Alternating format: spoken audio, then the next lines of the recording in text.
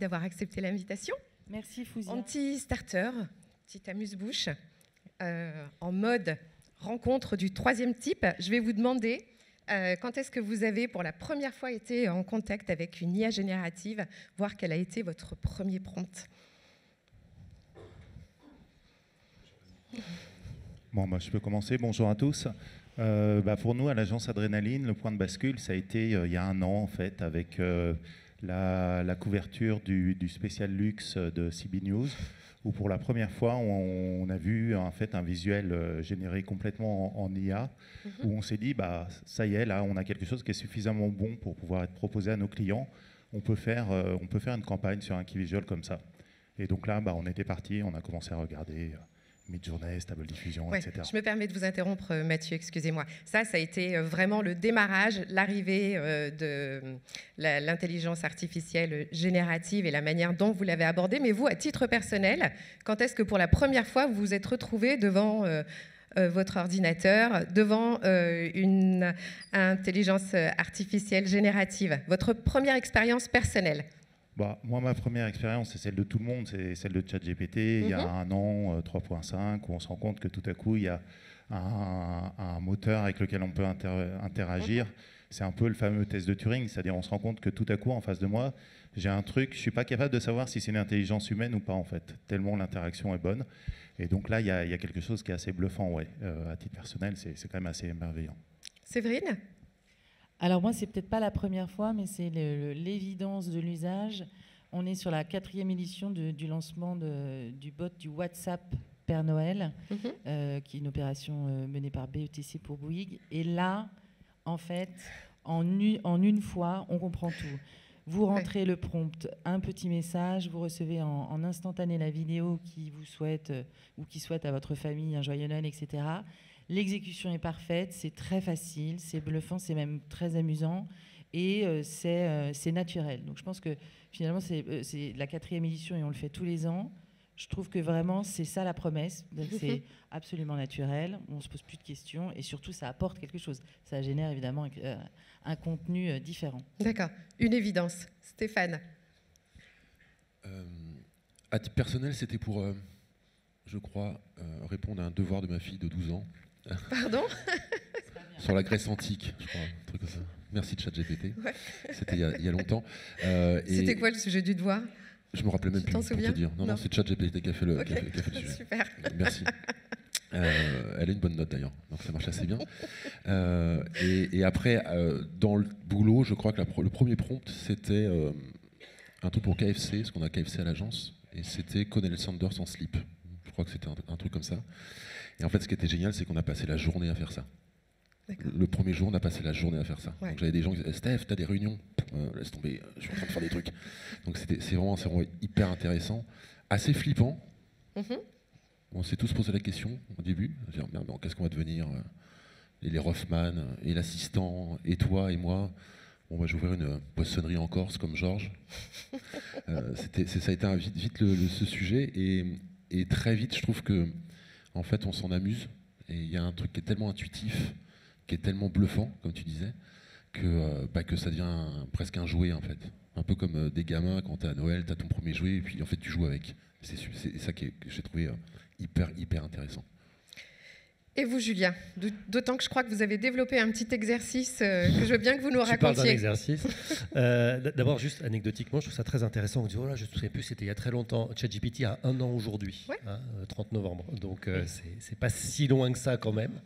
Et l'accélération, évidemment, nous pousse à trouver ça.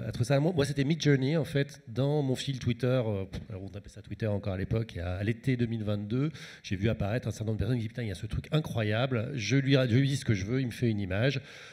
On a tous été confrontés au marketing, donc on s'est tous dit tiens, est-ce qu'il y a vraiment quelque chose d'intéressant là-dessus? J'ai créé mon compte sur Discord, parce qu'à l'époque c'était très complexe, il fallait aller sur Discord, se créer un compte, etc. Et j'ai eu ce moment vraiment mind-blowing, comme on dit en anglais, c'est-à-dire vraiment le moment où ça fait un truc dans ma tête, je me suis dit ce truc est absolument incroyable et révolutionnaire, et j'utilise pas le mot révolutionnaire très souvent, donc ça m'a fait cet effet iPhone, ou cet effet qu'on a pu avoir dans certains moments avec l'arrivée du web ou des choses comme ça. Et effectivement, effectivement, le premier prompt que j'ai utilisé, et je dois être un peu tordu dans ma tête parce que je ne sais pas expliquer pourquoi, et c'était en anglais puisqu'à l'époque on ne pouvait prompter qu'en anglais, c'était a ragdoll cat riding a horse on a beach. Donc un chat de race ragdoll en train de chevaucher un cheval sur une plage, qui n'a absolument aucun sens, mais c'est ce qui m'est venu sur le moment quand on m'a dit écris ce que tu veux. Et depuis, j'utilise ce prompt sur l'intégralité des nouvelles versions qui sortent de Stable Diffusion, de Midjourney, etc. pour voir est-ce que cette évolution par rapport à cette première image qui était un peu dégueulasse, il faut être honnête, il y a seulement 1 an et demi a sorti, et aujourd'hui, les choses que c'est capable de faire avec ce simple prompt. Donc voilà. En effet, c'est aujourd'hui les 1 an de la version grand public de ChatGPT. En même temps, l'IA, en qualité de directeur de l'innovation, vous baignez dedans depuis un petit moment. Est-ce que vous pouvez nous parler du rapport à l'IA, la manière dont il est déployé chez EDF depuis quelques années déjà?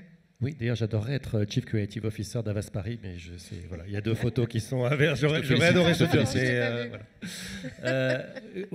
L'IA d'abord, et là je ne parle pas du génératif, mais de l'IA en général, années 70, les systèmes experts, ce n'est pas du tout une nouveauté. Et dans nos labos, puisque en France, il y avait 2 grands labos de recherche, privés ou semi-publics, c'était France Télécom et EDF. Et donc dès les années 70, on avait des équipes sur l'IA. Donc ce n'est pas un sujet nouveau. Évidemment, les cas d'usage IA modernes tels qu'on les envisage aujourd'hui, chez nous, ça date de 2017 à peu près, 2017-2018. On a créé des task force IA. L'idée, c'est quoi? C'est de déterminer dans l'intégralité de ce qu'on fait dans nos activités, depuis la production d'électricité jusqu'à sa vente et son marketing, comment est-ce qu'on peut utiliser l'IA pour globalement générer des gains de productivité, parce que c'est quand même souvent les cas d'usage. Vous connaissez évidemment tous les chatbots avec toutes leurs limites, tout ce qui est mining de data. Par exemple, dans nos call centers, on a aujourd'hui, depuis maintenant un certain nombre d'années, on a des systèmes de speech to text qui nous permettent d'avoir l'intégralité des conversations en texte, donc de pouvoir faire du mining, de pouvoir faire des analytics dessus et de faire du copilote pour nos chargés de clientèle, qui donc voient apparaître sur leur écran des recommandations par rapport à ce que le client est en train de demander. Vous savez tous, dans les call centers, c'est très complexe, les interfaces, on jongle avec 25 outils, etc. Là, ça permet tout simplement de surfacer, comme on dit dans très mauvais français, des informations, voire d'aider à éviter du churn, par exemple, c'est-à-dire, avec un certain nombre de corrélations et de probabilités, je peux voir que ce client a un scoring de churn possible important, donc pourrait nous quitter, donc je vais lui proposer des choses spécifiques. C'est des choses, je suis sûr, que vous appliquez dans vos différentes entreprises, mais donc voilà, c'est depuis 2017-2018 qu'on applique ça. On a aujourd'hui une 40aine de cas d'usage à peu près autour de l'IA qui sont implantés, c'est-à-dire vraiment qui sont en production chez EDF. D'accord. Séverine, chez Meta, on va encore un peu plus loin. L'IA, elle est vraiment au cœur de votre écosystème, voire de votre système. Exactement, comme Julien le disait. Je crois que vous êtes dans une position qui n'est pas forcément... Mais c'est vrai, je me suis posé la même question depuis tout à l'heure. Je me suis dit que j'avais mal choisi mon siège. Ça arrive, j'aurais dû étudier la salle. Pour en revenir au sujet, donc l'IA n'est pas un sujet nouveau, évidemment. L'IA générative non plus. L'IA, c'est au centre de tout, de nos feeds, de nos produits. En gros, depuis 2006, donc évidemment, ça remonte un petit peu. Aujourd'hui, l'IA générative, puisque c'est le sujet, c'est déjà aussi au cœur de la promesse de nos produits, et notamment pour la partie marketing, puisque c'est le sujet, et notamment au service des campagnes. Donc des campagnes et de la performance, donc c'est de l'efficacité, c'est du résultat immédiat. Donc on a lancé un certain nombre de choses. On a lancé l'IA Sandbox qui est toujours en bêta, qui vous permet d'aller générer un contenu à partir d'une image, un prompt, et vous avez derrière différentes variations d'arrière-plan, de texte, pour délivrer une création au service d'une campagne. Et puis on a aussi lancé une suite de solutions publicitaires qui s'appelle Meta Advantage. Pourquoi je vous la cite? Parce qu'il y a déjà au centre de cette solution publicitaire la Gen AI, et donc, en instantané, la capacité sur une campagne, et grâce à algorithmes, AI et automation, de faire varier certaines données de la création pour aller chercher de meilleurs résultats. Et globalement, c'est plus en test, mais c'est avéré. Donc, grosso modo, je vous donne juste un chiffre, mais c'est un retour sur investissement publicitaire de plus de 30%. Donc, on sait bien déjà, et ça, c'est depuis 2023, que ça fonctionne, et que c'est déjà au cœur du système, sur la partie performance notamment. Vous me disiez en amont de cette table ronde, qu'un des grands sujets, bien sûr, c'est la personnalisation, et que l'autre est également, en termes d'intelligence artificielle générative, c'était également tout le travail de pédagogie et de familiarisation et de prise en main. Je crois que c'est quelque chose que vous avez beaucoup développé chez Adrénaline, cher Mathieu. Oui, en fait, chez Adrénaline, on forme les équipes créatives chez nos clients, également dans d'autres agences. Et ce qu'on s'est rendu compte, c'est qu'en fait, la clé, c'est l'humain. Enfin, c'est tout bête, hein, mais souvent, quand on commence à parler d'IA, en fait, c'est un peu une boîte noire. C'est-à-dire que c'est un truc qui est un peu magique, qui fait des trucs exceptionnels, et puis qui est un peu terrorisant, parce que ça se trouve, ça va vous piquer votre job. Et donc, il y a cette vision un peu bizarre de ça. Et si vous voulez vraiment que les collaborateurs se saisissent des opportunités de l'IA, le premier sujet, c'est de dépasser ce stade-là. Et en fait, c'est vraiment c'est par la formation, c'est en venant comprendre qu'est-ce que c'est que l'IA générative, comment ça fonctionne, ce que ça peut faire, que là, on est capable de se dire, OK, c'est un outil, et donc du coup, cet outil, comment je vais l'intégrer à mon process créatif ? Et du coup, alors moi je parle process créatif parce que c'est le côté agence, mais ça marche évidemment un peu partout. Et c'est vraiment cette première étape-là qui est importante, qui nous semble absolument clé. Je veux bien que vous nous racontiez plus en détail ce que vous avez fait en matière de formation justement, et comment cet échange de savoir en interne, vous l'avez diffusé en externe. Ah oui, en fait, tout bêtement, on s'est mis, on s'est formé parce qu'on s'est un peu pris de passion pour ce sujet-là qui est assez excitant. Et puis on a fini par se dire, ça doit intéresser d'autres, donc on a commencé à le mettre en live sur LinkedIn. Et puis ensuite, on a rencontré un institut de formation qui nous a dit, ça devrait intéresser des gens. Alors on s'est mis à faire de la formation. Puis on s'est rendu compte que voilà, donc une chose en amène l'autre.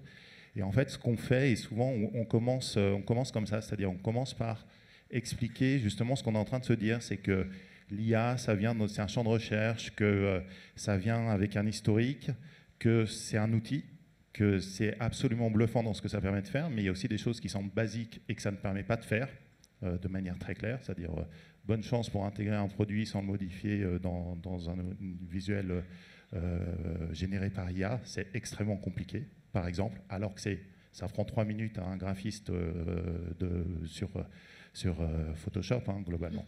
Donc voilà, donc on essaye de démythifier un peu tout ça, ça c'est la première étape.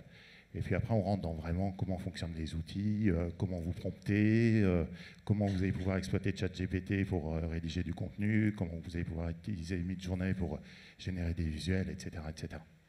Ouais. Vous êtes dans une approche totalement décomplexée de l'outil. Ah bah oui, nous on est absolument persuadés que c'est le futur de notre métier. On est persuadés que c'est assez fascinant, quoi. Il y a un truc magique qui est en train de se créer. Et on se dit, c'est une jolie révolution, on a la chance d'être au centre, c'est plein d'opportunités, créativement ça libère, ça ouvre les chakras, ça permet de faire plein de choses, c'est une jolie histoire à construire, quoi.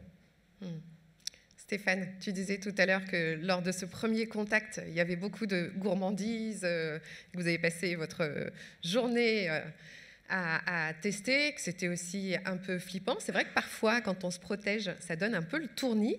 En qualité de directeur de la création, malheureusement, c'est pas ce qui apparaît. Ah, ça a été changé, super. Ça y est, enfin. C'est formidable. Je suis redevenu. Bravo. C'était très sympa dans ta vie, en tout cas. Pardon, j'ai perdu le fil. Tu disais aussi que c'était un peu flippant. Chez Havas, vous avez quelle posture vis-à-vis de l'IA l'IA générative, pardon. En fait, je ne sais pas s'il y a une posture à avoir ou pas de posture à avoir. En fait, l'idée, c'est que tu es obligé d'accepter le truc. Il n'y a pas de... Qui s'impose à toi. Oui, tu vois, à un moment donné, je pense qu'à l'époque, quand ils ont inventé le feu, il y a des gens qui ont dit « Oh, j'y crois pas », et puis il y a des gens qui se sont dit « Tiens, je vais jouer avec ». Donc, je pense que c'est ça le truc. Après, nous, on travaille avec l'IA, évidemment, tous les jours. Nos créatifs font ça continuellement. Comme tu disais, il faut les accompagner. On a des formations. Hier, ils étaient encore en formation avec Adobe. Donc voilà. Donc, dépasser le stade de la flip sur 24 heures, après, tu te dis, de toute façon, à un moment, pour moi, c'est un peu comme quand Photoshop est arrivé dans ce métier il y a 25 ans. Il y avait les anciennes AD qui ont dit « je continue de faire des dessins avec des crayons », et puis tu as les nouveaux qui ont fait Photoshop, et puis en fait, les nouveaux ont remplacé les anciens. Donc je pense que c'est, comme tu dis, c'est l'avenir du métier. Enfin, c'est même pas l'avenir, c'est notre présent, et on doit jouer avec, on doit travailler avec, on doit se former avec. Voilà, c'est aussi simple que d'avoir un ordinateur ou un téléphone pour travailler, en fait. C'est un vrai outil. Après, ce qui est super, c'est que ça remet la vraie valeur de notre job, c'est-à-dire trouver des idées. C'est ça le sujet. C'est-à-dire qu'en fait, pour moi, l'AI est un gain de temps. Et ça, c'est super. Ça évite effectivement un AD de passer 2, 3, 4 heures sur un visuel. Et effectivement, un prompt en 5-6 minutes, avec un peu de Photoshop, honnêtement, c'est bien foutu. Et du coup, ça nous oblige à recréer et repartir sur notre job. Et ça oblige aussi les agences à revendre l'idée. Parce que les honoraires, dire à un client « Ah bah tu sais, j'ai mes créatifs qui ont bossé 17 heures sur ce visuel, et, normalement là ça marche plus. » donc non, mais ça chamboule aussi notre façon de voir les choses. Je pense que notre business aussi va falloir repartir sur cette base-là. Comment on revalorise l'idée, comment on revend le temps de conception, le temps de conseil. À mon sens, c'est ça en fait qui est le plus gros challenge pour les agences, je pense, de repartir sur nos. Mais honnêtement, c'est super cool parce que ça te libère de contraintes. Donc normalement, on devrait être plus fort si on se démarque pas trop mal avec l'AI. Comment on fait pour embarquer l'interne et surtout dans une entité de cette taille, avec autant de métiers, d'intéresser tout le monde et pas seulement les créatifs qui, bien sûr, ont le goût de l'innovation? En fait, je pense que tu intéresses l'interne, c'est toujours par l'exemple. Il y a toujours un pour dire « Ah les gars, vous avez vu ce que j'ai fait? Ah, c'est trop cool !» En fait, c'est ça le truc, c'est que moi, je trouve que l'AI, c'est de l'enthousiasme. Comme je disais tout à l'heure, c'est un jouet, en fait. Et quand tu commences à faire du vélo, tu dis aux potes « Ah, t'as vu ce que je sais faire avec ça ?» Et en fait, c'est comme ça que ça s'est passé à l'agence. C'est que tu as des premiers créatifs qui ont dit « Ah les gars, j'ai réussi à générer tel visuel. Ah putain, comment t'as fait ?» etc.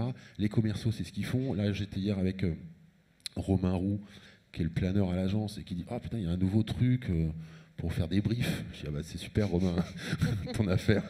J'espère que ça te des bons briefs. » Donc il a commencé à jouer avec, et donc du coup un autre planeur est arrivé, ils ont commencé à jouer avec ce dont j'ai oublié le nom d'ailleurs, pendant 20 minutes, comme deux couillons, en se disant « Tiens, on va faire un brief pour Steph, pour voir ce que ça donne. » Mais c'est ça, je pense que c'est un truc qui est tellement intuitif, qui est tellement intéressant, que du coup, à mon sens, c'est pas très compliqué d'embarquer les gens en interne, en fait. Il était question, avec monsieur le député, des moyens. Quels moyens vous avez mis en œuvre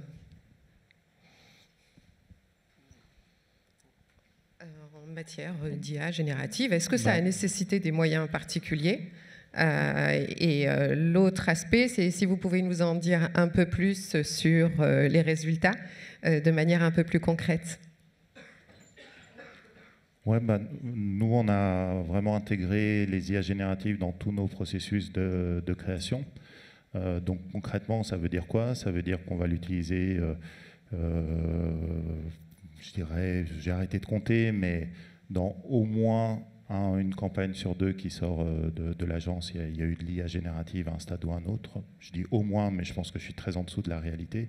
Et on va l'utiliser comme un outil de productivité, c'est-à-dire pour de la retouche d'image, pour de la génération de texte, donc pour gagner du temps.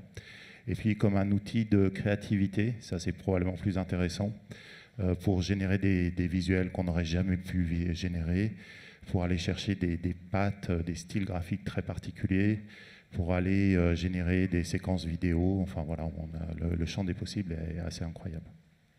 Nous, c'est vrai que c'est totalement au centre des produits, donc on a dépassé le sujet de l'outil, mais en revanche, il y a un sujet d'accompagnement. Je rejoins exactement ce que disait Stéphane. C'est de la créativité augmentée, c'est un bouleversement de nos métiers, et nous, du coup, chez Meta, on passe vraiment beaucoup de temps à échanger, notamment avec nos partenaires agences Média Créa, bien sûr les annonceurs aussi, sur ces sujets et ce que ça apporte. Donc on fait la démonstration par l'exemple avec les performances dont je vous parlais tout à l'heure, c'est-à-dire que c'est pas hypothétique, c'est avéré que ça fonctionne très bien sur cette dimension performance parce que l'algorithme avec l'IA est plus fort de toute façon. Et c'est bien normal. En revanche, ça repositionne très bien le sujet de l'idée sur la campagne de création, qui est fondamentale. Ça, sans idée, on ne fait rien. Même si on a une créativité augmentée, on a besoin de partir de la big idea. Et puis aussi, en aval, ça redonne aussi beaucoup de crédit à tout l'accompagnement analytique, data, analyse pour les agences notamment. Donc, il y a un métier qui est revalorisé en amont, en aval. Et la créativité, elle est en effet démultipliée et enrichie. Julien, en matière d'IA générative, vous avez la même curiosité dans la pratique? C'est un peu différent chez EDF. Alors, on a évidemment la même curiosité. Effectivement, dans la pratique, c'est différent. Je pense que c'est un peu ce qui a été dit avant. L'IA générative, c'est l'eau et le puits, c'est-à-dire qu'on est tous allés au puits, enfin pas vous ni moi, mais des générations précédentes pendant très longtemps, jusqu'au jour où on a eu l'eau au robinet. Évidemment, personne n'a retrouvé le plaisir d'aller au puits pour chercher son eau. L'IA générative, c'est pareil, ça va évidemment être présent partout, ça va générer plein d'impact, on en parlera peut-être, et de productivité. Donc évidemment, il n'est pas question de lutter contre, ça n'a strictement aucun sens. Maintenant, une fois qu'on a dit ça, ça veut pas dire qu'il faut être naïf. Nous, très clairement, on a beaucoup de gens qui travaillent sur le sujet de l'IA générative, mais aujourd'hui, nous ne l'avons pas mis en application concrètement dans des cas d'usage dans l'entreprise, pour au moins 2 raisons. La première, c'est celle de la confidentialité des données. Elle est absolument évidente, mais elle est absolument aussi essentielle, surtout pour une entreprise comme la nôtre qui, vous le savez, manipule des données évidemment extrêmement sensibles pour le pays et au-delà. Donc nous, pour l'instant, on n'a pas trouvé de solution qui nous permet d'être totalement certains que nos données sont complètement sécurisées. By the way, regardez ce que font les GAFAM. Ils ont tous leur propre modèle aujourd'hui. Apple dit à ses équipes, surtout ne touchez pas aux outils d'IA générative des autres. On va développer le nôtre. Lama, évidemment, et d'autres modèles de Meta. En open source, du coup. En tout à fait, en open source. C'est une différence assez majeure. Exactement. Et donc aujourd'hui, chacun est en train de regarder, et c'est le cas évidemment chez EDF aussi, de développer son propre modèle, d'entraîner son propre modèle avec ses propres data dans un container qui permet de s'assurer que tout ça est totalement sécurisé. Il y a une deuxième question qui est encore plus fondamentale de mon point de vue, c'est la question de la responsabilité. Aujourd'hui, là, on parle beaucoup de l'IA en copilote, c'est-à-dire je lui demande de faire un truc, ça me fait gagner en productivité, ça va beaucoup plus vite, c'est super. Le jour où l'IA est en pilote, parce qu'il y a plein de sujets sur lesquels l'IA pourrait être en pilote. On essaye, le marché essaye de faire des voitures autonomes, vous le savez, mais il y a plein d'autres cas où c'est l'IA qui est en pilote. Qui est responsable ?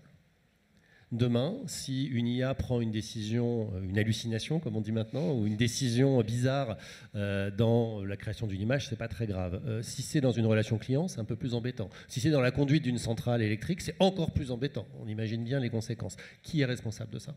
Qui porte cette responsabilité juridique, pénale, etc. Aujourd'hui, évidemment, cette question, elle n'est pas traitée, et c'est normal. On est juste devant, encore une fois, les premiers usages grand public, c'est ChatGPT, ça a 1 an, donc voilà. Mais cette question-là, aujourd'hui, elle n'est pas traitée. Donc nous, on travaille très concrètement à traiter ces 2 questions-là avant d'implémenter de l'IA générative dans nos process. Il y a beaucoup d'IA, mais pas encore d'IA générative. Oui, puis vous êtes amené à gérer beaucoup de données très, très sensibles. Évidemment, des données très sensibles et les serveurs, leur localisation géographique en France, la maîtrise de la data, c'est évidemment des choses fondamentales quand on est une entreprise comme la nôtre. Comment est-ce qu'on peut rassurer les clients, les annonceurs, Mathieu ? Alors, sur l'usage des IA génératives, en tout cas dans les processus créatifs, ce qui est clair, c'est qu'il y a un cadre juridique qui existe, c'est-à-dire ça s'appelle le droit de la propriété intellectuelle. C'est pas parce que les IA génératives, c'est nouveau que ça ne s'applique pas. Et donc, finalement, ça s'applique comme avant. Et donc ça permet quand même de poser les bases. Donc clairement, pour dire les choses un peu bêtement, mais oui, on n'a pas le droit de plagier avec les IA, on n'a pas le droit d'utiliser l'image de quelqu'un d'autre avec une IA, on n'a pas le droit d'utiliser le logo de son concurrent avec une IA. Bon, globalement, c'était déjà le cas. Donc voilà, donc ça c'est important parce qu'on n'est pas, de ce point de vue-là, on n'est pas dans un vide juridique, il y a vraiment des choses qui existent. Et c'est notre job aussi en tant qu'agence, c'est une partie de notre job de garantir que les créas qu'on livre, quel que soit le process qui soit derrière, elles soient exploitables par notre client et ça fait partie de notre mission. C'est peut-être pas la partie la plus sexy, mais c'est une partie qui est importante et ça fait partie de notre job. Séverine ? Non, mais c'est très juste. Il y a déjà le RGPD, le DSA, il y a beaucoup de choses déjà prévues et c'est bien normal d'ailleurs. C'est un vrai bon sujet. Évidemment, je vous rejoins. Ça pose la question de la responsabilité. C'est vrai que on est évidemment en conformité avec RGPD et DSA, mais même avant ça, on n'a pas attendu ça pour se poser ces questions. Enfin, j'imagine que vous lisez aussi les travaux d'Yann Lequin, mais il y a tout ce sujet de responsabilité au cœur, de transparence, de contrôle, de safety, de privacy. Ça, c'est au cœur. Pardon, je vous ai interrompu tout à l'heure pour rebondir sur l'open source. C'est vrai que j'étais un peu dans l'émotion de vous le dire, mais c'est assez central aussi dans la façon dont on envisage cet avenir de l'IA. Nous, on pense que c'est fondamental, on pense que ça va avoir un rôle crucial, je vous l'ai dit, c'est au centre de tout, et donc, évidemment qu'on est conscient, et en tout cas, c'est au centre de la démarche même de l'entreprise sur ce sujet, bien entendu. On a évoqué la puissance de l'idée et le fait que grâce à l'IA générative, vous pourriez remonter dans la chaîne de valeur et accorder plus de temps à toute la partie idéation. J'imagine que vous étiez au Cannes Lions, la précédente édition. Est-ce que tu veux bien nous en dire un mot, Stéphane, en termes d'usage de Gen AI? Qu'est-ce que tu as vu l'an dernier? Alors, j'avais la chance d'être dans le jury cette année, donc j'ai vu pas mal de choses. Après, j'ai pas vu encore de grandes campagnes avec l'IA, parce que comme tu disais, en fait, ça fait qu'un an, donc il faut laisser le temps que les gens trouvent des bonnes idées. En revanche, il y a une campagne qui m'a marqué, d'ailleurs, qui a dû prendre un bronze ou un silver en direct, et qui a dû prendre 3-4 lions. Et je vous invite à regarder, pour le coup, l'IA est vraiment au service de l'idée. Et on parle beaucoup de l'idée, en fait, finalement, parce que c'est ça le truc. Et c'était une activation qui s'appelait Exhibit AI. Regardez, c'est super intéressant. Il y a quelque chose qui est déjà très beau, parce que l'idée est très forte. Et en fait, l'usage de l'AI a fait en sorte que cette idée vive et